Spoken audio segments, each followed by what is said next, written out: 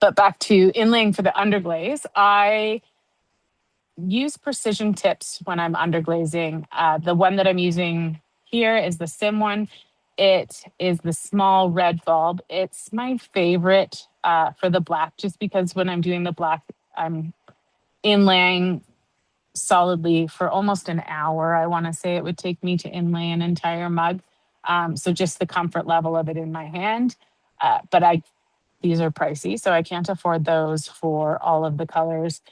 So when we get to filling, I use the cheaper Amazon or Temu version of those for all of my other colors. But when it comes to the black inlay, that's always in my little red guy. And so to do the inlay, hopefully everyone can still see, I will start. I'm going to try and do it on my side so that you guys can see. I start by pressing the bulb and getting a little bit on the surface.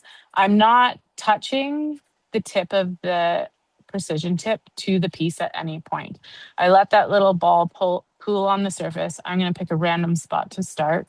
Once it's pooled on the surface, I let it touch the clay. And then I'm basically dragging because it's got a gelatinous consistency to it. It allows me to pull it through the line work without even touching the lines. So then I pull it and then just dragging it while gently squeezing the bulb to extrude a small amount.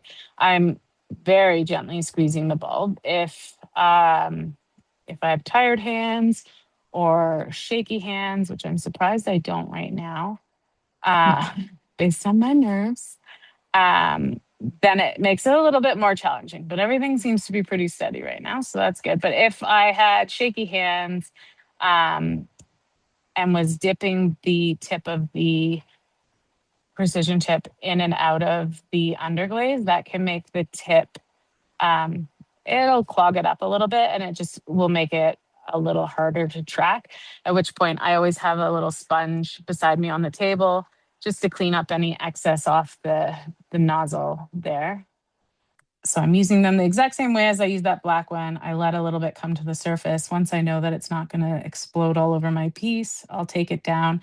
And I do basically what, if you watch any Food Network or cookie decorators, I do basically what they do, where I'm creating my outline. If it's a larger piece like this, I'll do the outline and kind of take the fill up with me as I go so that it's not drying at a different rate and leaving lines behind.